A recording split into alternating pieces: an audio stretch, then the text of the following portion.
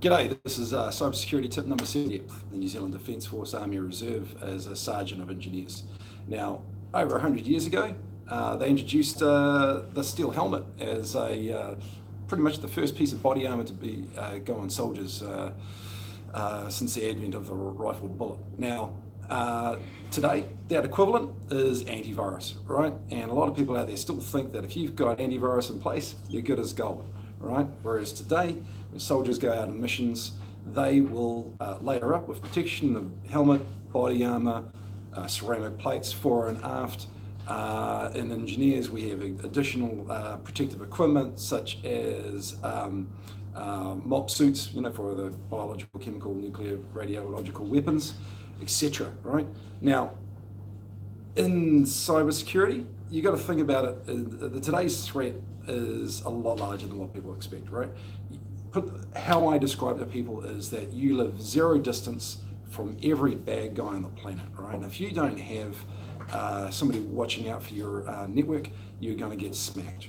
Right? So we see firewall stats, we see the firewall logs and the spam filtering stats, and it's a constant probing. There's threats coming in all the time, and they've got to clear them out.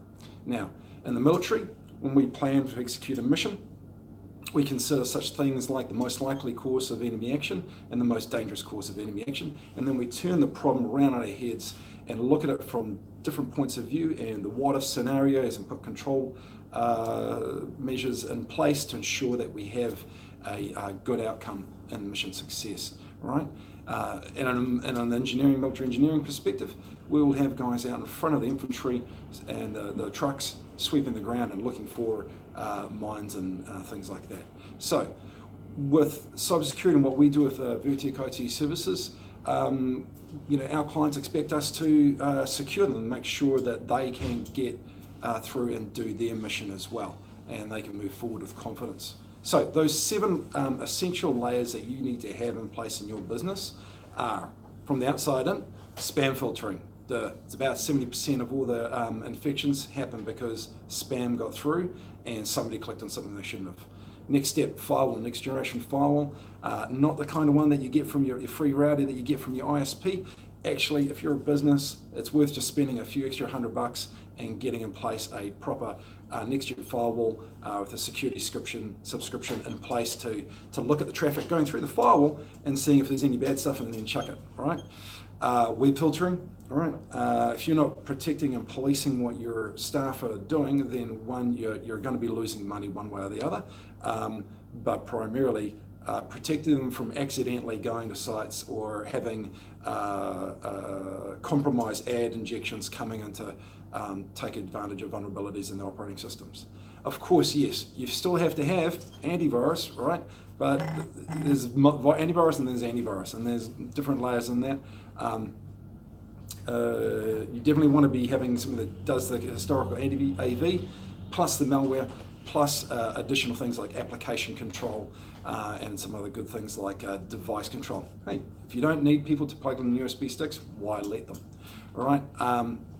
Operating system updates and security updates, absolutely essential. All right, you got to keep your operating system up to date. Don't be running Windows XP. Even Windows 7 is getting a bit tired. Windows 10 is a big jump ahead of where all those were, and then keep the updates up to date. Not just the OS, but all the applications on it, because that's what's going to actually be attacked. Staff education, that's often left out, really. At the end of the day, something can get through your layers, then your last line of defense there is the person sitting in front of that keyboard making that decision in their head as to whether they should click that, right? And preferably you want them to make the right decision. Just invest a bit of time and effort in getting your staff the toolbox they need to be able to make decisions on their own. And if all else fails, have a backup plan, all right? I mean, in the Army, literally, we will have, contingencies on that, alternate routes, et cetera, et cetera, et cetera.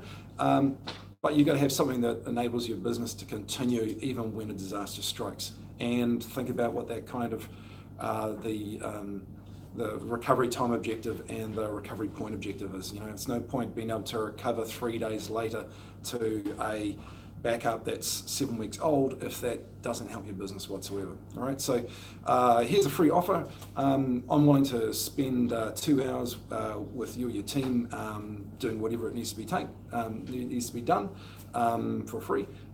Just visit vertec.co.nz/activate and just contact me through there and I'll come out and give you a hand. Cheers.